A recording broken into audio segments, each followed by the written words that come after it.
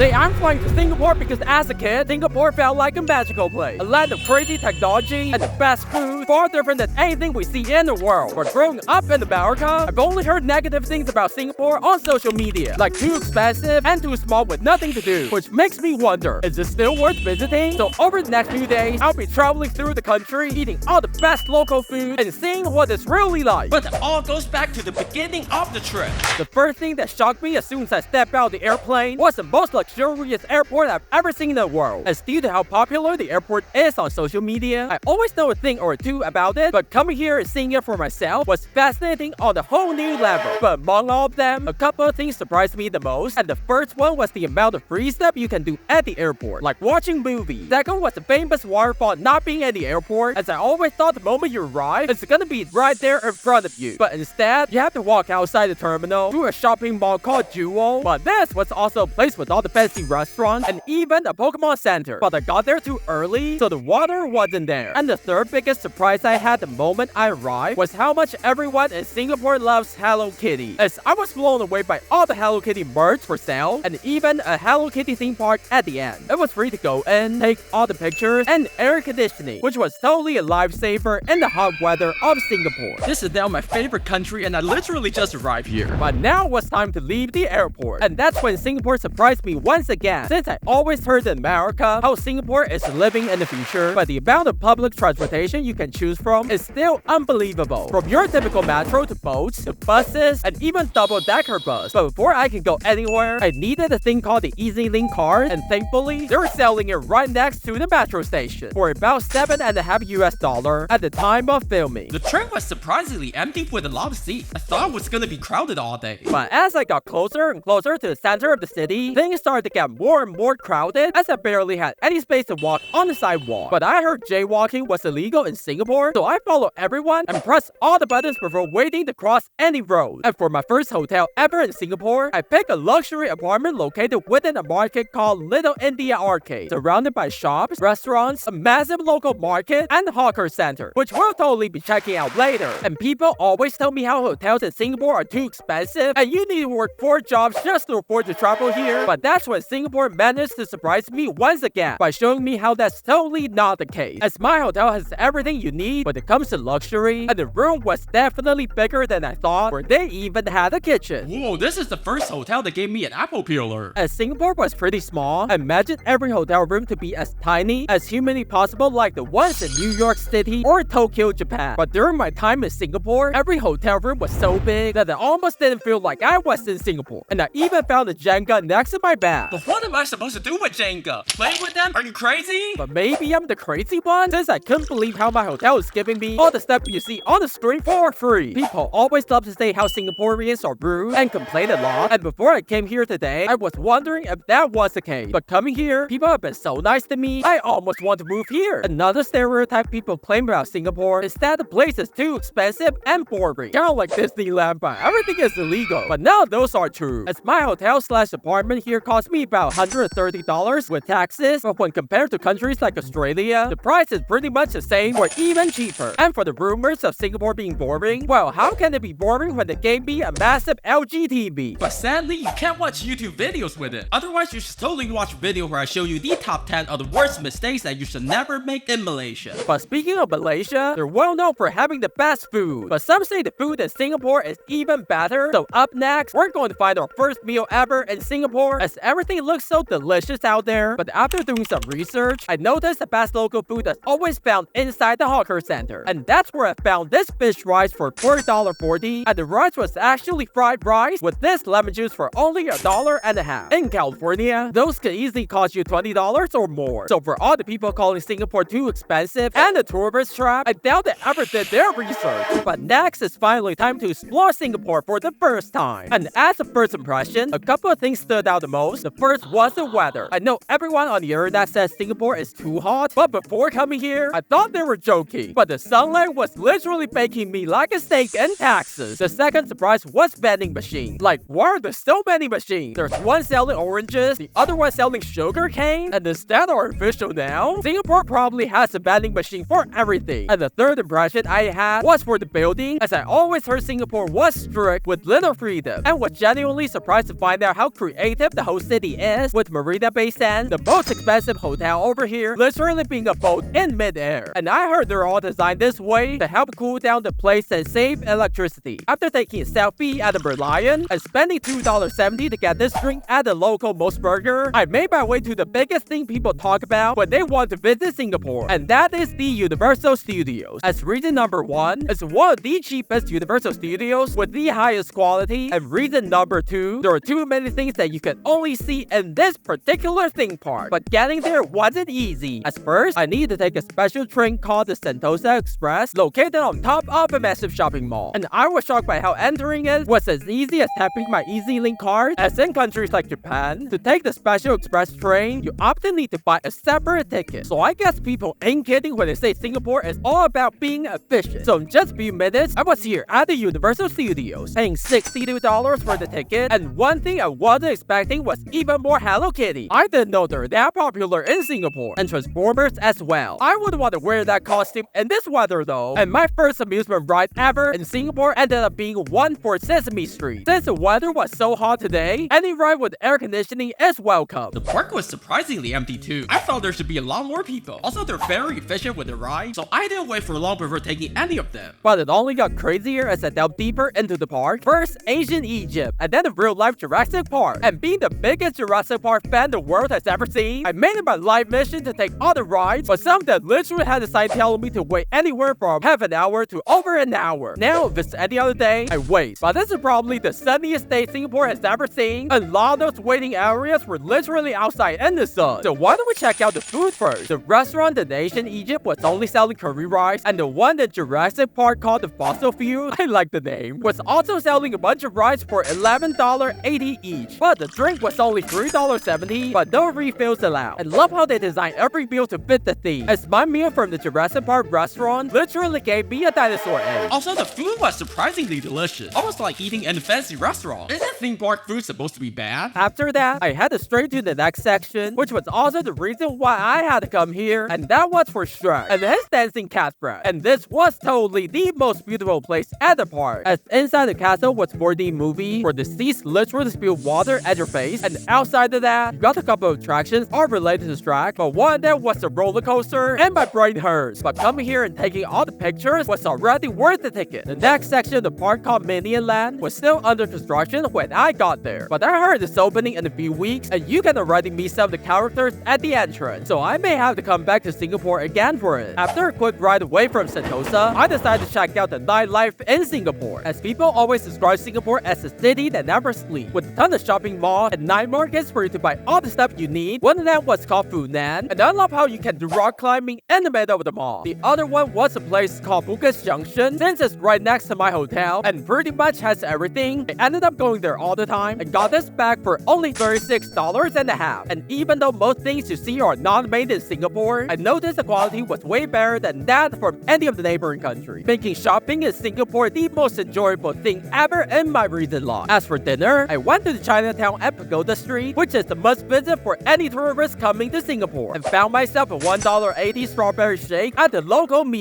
They were also selling ice cream for pretty cheap. Then later went to the hawker center nearby and got myself a $3 egg tomato noodles alongside a $1.30 green bean soup, which was so unbelievably sweet and tasty. This was also when I first saw the real-life example of chopping the table, aka reserving the table so everyone knows it's occupied. Someone even used their umbrella, but that wasn't enough. So after walking past the famous Buddhist temple and petting all the cats, I found a place selling pizzas for $11.50 and decided to make this my first ever pizza in Singapore. And this might have been the best pizza of my life. But anyway, what do you think about Singapore so far? I have to say, there are a couple of things that totally surprised me as a first timer. And the first thing was the weather. You guys always say Singapore is like a burning pit of fire with only one season, but I feel like it's better than Vietnam, Malaysia, and even summer in Korea. And also surprisingly cheap hotels and food, as the people of Singapore almost make as much salary as people living in New York City. And you somehow manage to keep the hotels around $100 a day and meal below $5. And then how there was still trash on the floor, as I grew up believing throwing trash away on the street was illegal in Singapore. And finally, everyone says thank you to me when I hold the door for them, which is always nice to hear. And my favorite things about Singapore are how walkable the whole city is, how easy it is to find a hawker center for food whenever you're hungry, and how nice and friendly everyone is, even though they're always busy. but many Singaporeans are moving to Australia because life is more relaxing and things are way cheaper. But is that really the case? You can click on the video to find out.